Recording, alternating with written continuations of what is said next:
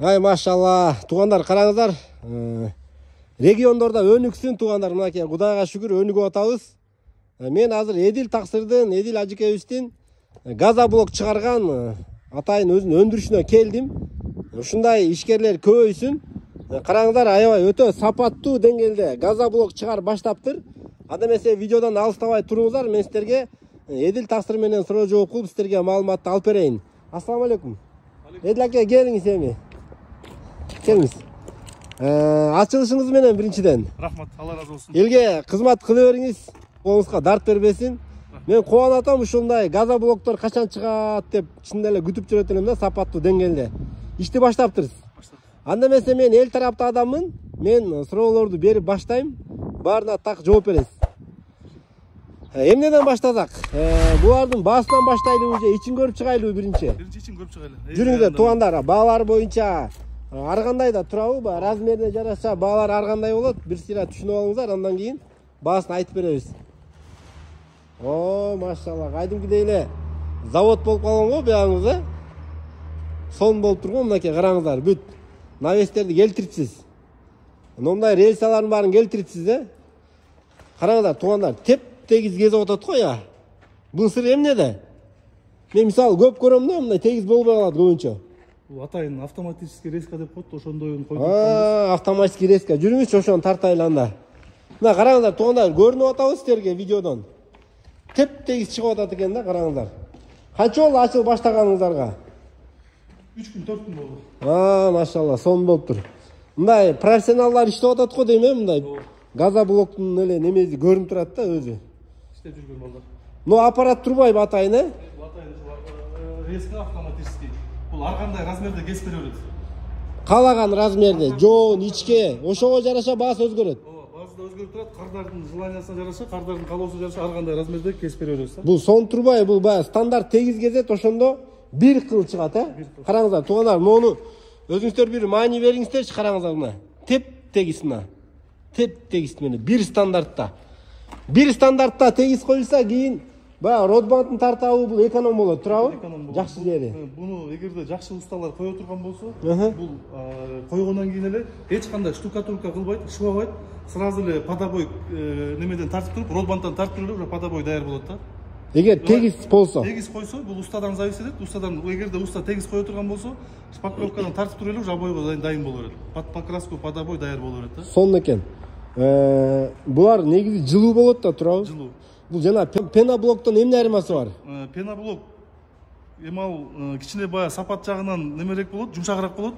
Бул кадимкидей эле баягы бекем да, көтөрөт. Азыр Бишкек боюнча бөлөк жактардын бардыгында эле 12 этаж, 18 этаж үйлөрдү толук ушу менен салып атат. Бул кыскасы пеноблоктон жакшыраак. Пеноблоктон жакшы. Баасычы? Баасы пеноблокко салыштырмалуу. Пеноблокко салыштырмалуу, пеноблоктун баасын билбейбиз биз. Бирок бунун азыркы учурда ушул размери 20, 30, 60 180 сом. Анан баягы көбүрөөк заказ болсо, кичине кардар менен сүйлөшүп алабыз да. Келишсе болот. Келишсек болот. Доставка барбы?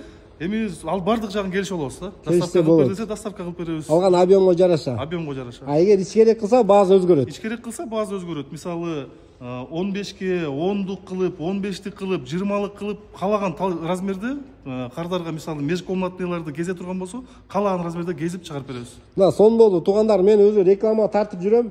Комментарийлерде даже мага чалып жүрүштү да. Таласта газоблок чыгарган барбы деп, мен билбейт экем деп жүрөт элем. Мынакей ошол баарыңыздардын кулаңыздарга күмүш сырга. Кудай буюрса, газоблок, Таластан сапаттуу газоблок чыга баштады. Сон болду. Ишиңизге ийгилик каалайм. Буну эми заказ бериш үчүн кандай кылат? Заказ бериш үчүн келип, ушул жерге келип көрүшүп, сапатын карашып жакса, анан бизге заказ берсе, 3 күндүн ичинде даярдап беребиз. 3 күн ичинде койт канча объем? 3 күндөн 1 жума. 3 күндөн 1 жумага чейин. Бул чыккандан кийин канча күндө кургайт? 3 күндө кургайт. Чыккандан 3 күндө кургайт, Кудай буюрса, келечекте дагы биз атайын ушунун печкасы деп коет, баягы автоклавный деп коет. Азыр биздики не автоклавный чыгып атат. Автоклавныйга дагы келтиргенге аракет кылып атабыз. Өзүнүн печкасын салып, ал дагы бир аз каражат требовать этет, каражат вложение кылыш керек. Ошого жараша печкасын деле бир Кудай буйруса 1-2 айдын ичинде уже печканын ичинде кылабыз да. Ал эми печкадан чыкканда уже 3 күн эмес, 1 күндө кургап даяр болуп берет. 3 саат печкада, 60-80 градуска чейин парда турат. Анан чыккандан кийин сыртта любой погодада бир сутканын ичинде кургап уже иштеткенге даяр болуп калат. Сонун экен. Баягы кардарлардын убактысын үнөмдөйт экенсиз, бир суткада эле объемду иштеп чыгарып кургап бере бересиз. Анан бул нерседе көпчүлүктө эмне вопрос бар айтайынбы? Эл тарабында адаммын мен.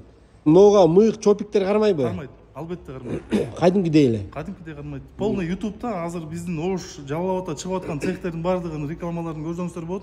Дагы алдыда дагы мен ошолордун баардыгын эксперимент кылып, огнеупорный экенин эксперимент кылып көрсөтүп чыгарабыз буйруса, мык кандай кармайт, канча килограммды көтөрөт, кандай нагрузка, канча метрлик бийиктиктен ыргытканда сынбайт экен, ошонун баарын келечекте тартып элге ачык маалымат беребиз. Ошол жакшы экен. Болбосо элдер салып келейин деп эле ушуну ойлонот дагы, кирпич көтүп кетебиз да, аны кайра утеплять этип эле кыйналып акча көрүп атабыз. Бизде элдин эми албетте кирпич бул дүйнөлүк стандартта жакшы, бул эң алдыңкы материалдардан болуп эсептелинет. Бирок бунун эмнеси жакшы? Бул үнөм, анан жылуулук. Мисалы 100 000 кеткен кирпич жерге, 100 000 сом кеткен кирпич жерге буну менен 60 000, 70 000ге уже дуал туруп калат да. Акча жагынан эконом, акча жагынан эконом, утеплениядан жагынан эконом. Утепление жагынан сразу эле родбанд тартып кетет. Сразу родбанд тартып, шпаклевка, финиш тартып эле уже обой тартып берет. Аны шыбабайт. Сонун экен. Эми ал кардардын желаниясы. Эгерде шыбайм десе шыбай берет. Мындай да вариант болобу силерде. Мисалы, даяр заготовка кылып кое берсеңиздер, элдер келип эле жүктөп кетире турганда вариант болобу, объемго чыгарып коесуңарбы? Объемго буйруса чыгарганга. Только заказбы? Жок, объемго чыгарабыз буйруса. Атайын полный материалдын баарын заготовкалып дайындап алдык. Азыр чыгарып жыйып кое беребиз. Бүгүнкү күндө Кудай буйруса уже бир 1000 штуктай чыгардык. Дальше дагы чыгарып заготовка кылып жыйып беребиз. Жакшы экен, жергенен экен. Дареги туугандар, Оторбай көчөнүн этегинде Мал базардын поворотуна жетпей. Номерди дагы калтырып атабыз, экранда номерлерге чаласыздар. А новый эмне? Не болгон? Бул биринчиси лента. Лента, Буну менен кум кетет, ойдо жогоруда көстө кум кетет. Ооба.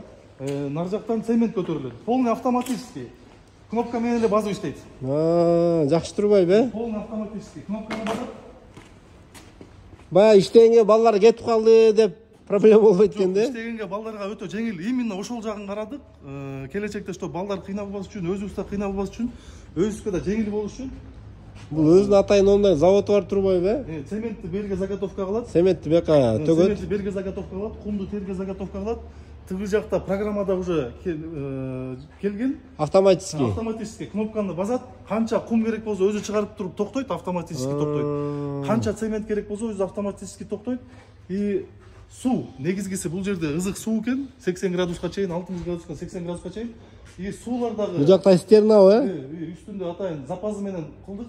1 тонна вдруг муздап калып жетпей калса, экинчи бачоктогу 2 тоннадан 4 тоннага суу ызытып турабыз постоянно. Сонун экен. Бул кышында деле чыга береби? Кышында да чыга берет. Эми жанагындай печка салабыз, Кудай буйруса. Ошондо кышында да чыга берет. Сонун экен. Кышы жайы токтобой турса, кышында күн суукта берде рабочий сила балдарды кыйнабастан биз өзүбүз азырынча ниет кылып атабыз. 9 ай иштесек, 3 ай эс алсак, кыштын катуу суугунда эл деле албайт да. Эл деле албайт, стройка деле токтойт. Бирок заготовка кылып кое беребиз. Кое бересиздер. Сонун экен. Мына туугандар, мен колуман келишинче эле маалымат бердим окшойм. Эгерде кандайдыр бир суроолор калып калса, өзүңүздөр төмөндөн номерге чалып, өзүңүздөр дагы суроо жоопторду бересиздер.